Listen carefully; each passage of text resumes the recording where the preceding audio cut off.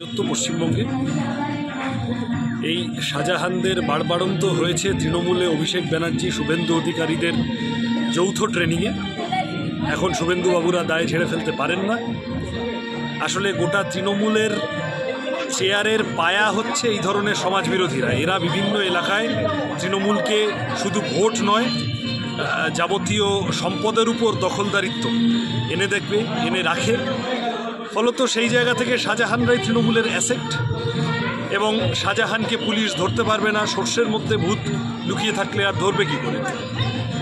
সাথে যে লোকগুলো আছে তারা এখন সব ভয়ানক জিনিসপত্র বেরোচ্ছে, যেভাবে মহিলাদের সম্মান তো বটেই, তাদের বেঁচে থাকার প্রাথমিক শর্তগুলো যেভাবে ভুলুণ্ঠিত করা হয়েছে, এবং যেভাবে মানুষের উপর লাগাম ছাড়া অত্যাচার চালানো হয়েছে। মানুষ আজ নয় কাল, কাল নয় পরশু ঘুরে দাঁড়াতেন, মানুষ ঘুরে দাঁড়ানো শুরু করেছেন, এবং সেই ঘুরে দাঁড়ানোর প্রক্রিয়ার মধ্যে আমি এখন দেখলাম নিরাপদ সর্দার, প্রাক্তন বিধায়ক, সিপিআইএমের ক্ষেত মজুর আন্দোলনের নেতা, তাকে অ্যারেস্ট করেছে।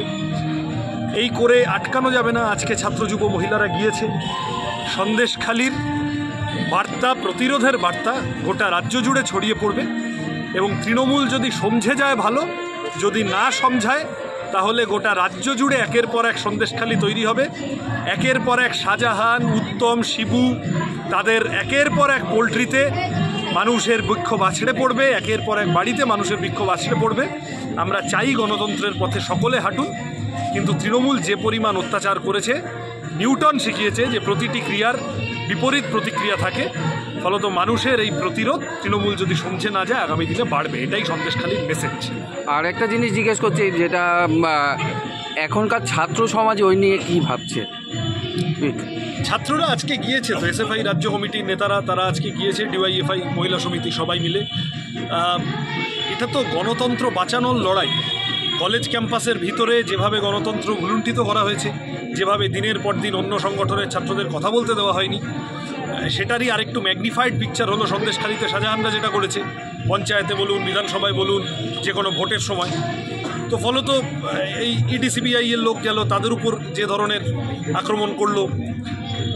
এই তৃণমূলের বেসিক কথা হচ্ছে, তৃণমূল কনফিডেন্ট নয় যে তারা যে কাজগুলো মানুষের জন্য করেছে বলে তারা দাবি করে সেগুলো যথেষ্ট।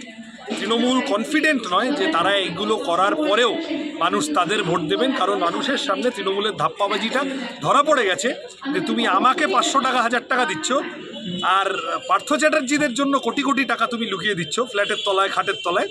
এই তো তৃণমূলের সিস্টেম।